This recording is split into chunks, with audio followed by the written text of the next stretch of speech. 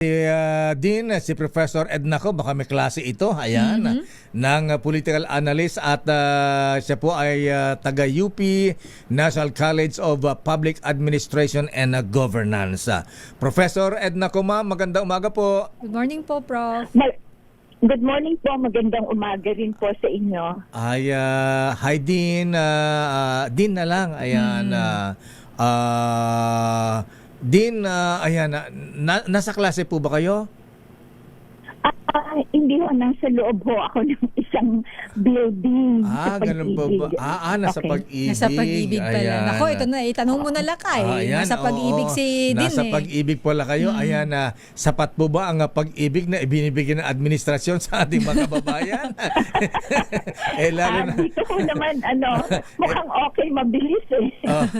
Lalo na ngayong, siyempre, ang krisis ng dulot ng Middle East crisis. Ayan, nagkaroon din tayo ng crisis dito at napansin ng Asian Development Bank Professor Edna ko ang ginagawa ng administrasyon sa yung uplift, yung Unified Package. Unified Package for Livelihood. Ito po ba ay nakasapat sa tingin niyo o kulang, Professor Edna ko, ma'am?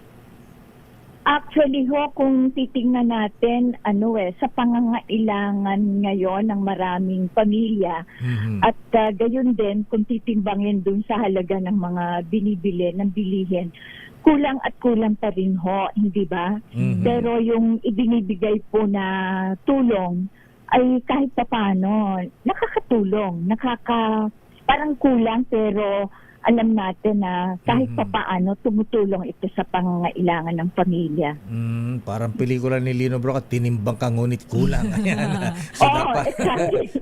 Parang gano'n na nga po. Mas maganda yung inyong sinabi. Kulang pero okay na rin. Ayan.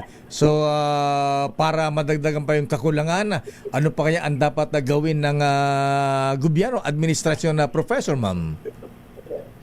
Actually ho, paligay ko sinisikap ng gobyerno na hanapin kung alin yung mga pondo na kunwari mga galing sa kontribusyon ng mga tao, no? Kamukha ng VAT, yung value added tax. Lahat ng bagay binibili natin, may tax yan eh. Pero hindi naman natin nakikita kung paano bumabalik para sa tao. Kaya paligay ko, ito yung mga ganitong klaseng pondo na naipon. Ito yung tinitingnan at hinahanap ng gobyerno kung paano ito gagamitin at maibalik sa panahon na gipit na gipit yung ating mga kababayan. Tama yung mga bis-bis, baka pwedeng moratorium muna, baka maya pag di natin tinigilan, baka maya pati paghinga natin may bis na.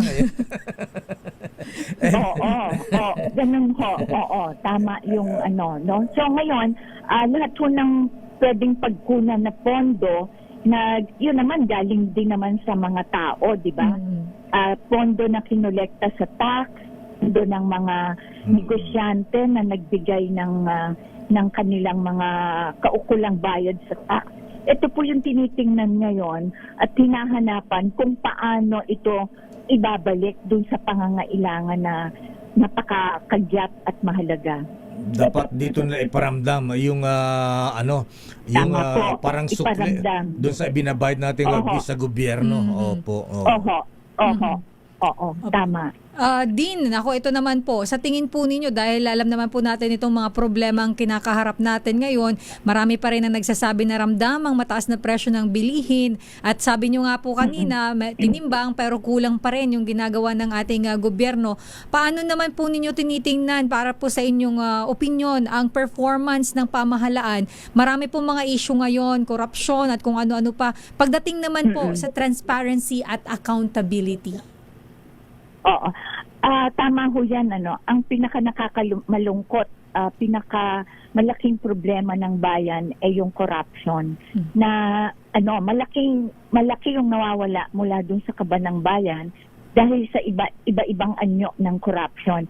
So ito ho, kailangan tutukan ng ating mga kababayan at humingi ng ng kaukulang pag-uulat, paano ginagamit, yung magkaroon ho ng public clamor kung paano tutugunan ang pangangailangan at babawasan. Kung hindi man totally mawala, Mhm. paano ngayon susugpuin o babawasan yung level ng corruption? At nang sa ganon, yung nakukurakot ay mapunta sana dun sa ilang welfare, pagtulong, pag-assist, lalo na sa panahon ng kagipitan, kamukha ngayon. Ayan. So ito ho, dapat tutukan ng mamamayan natin, Mhm. yung nasa middle class, yung mga nag-advocacy, yung mga kababayan natin na nasa level na napakahirap.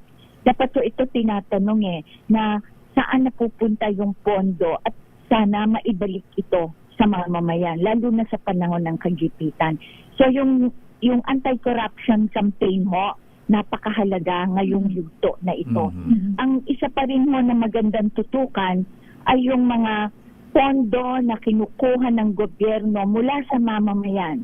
Kamukha ng taxes, kamukha ng value-added tax na binanggit ko na kanina. Ito ho, paano ito ibinabalik sa mamamayan? Mhm. Lalong-lalo na sa panahon na Crisis. kailangan ng Opo. ating maraming kababayan. Opo. So palagay ko yun hindi lang maghintay ng bibigyan sila. Kailangan magsimula din ng tanungin.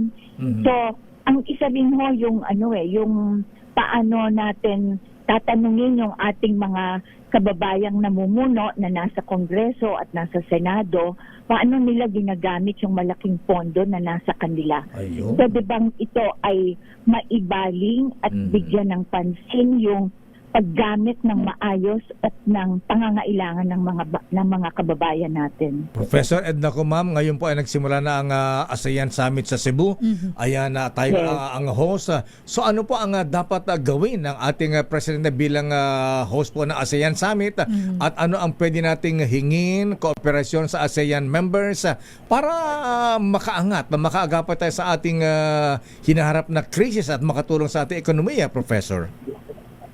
Actually ho, yung lahat naman ng bansa sa loob, yung mga miyembro ng ASEAN, pare-pareho ho yung hinaharap natin ngayon Kasi po yung impact ng krisis na dala ng gera Opo. ng Iran at saka ng Amerika, ang bagsak po ang lundo po ng kahirapan ay lahat po ng ASEAN member countries dumaranas.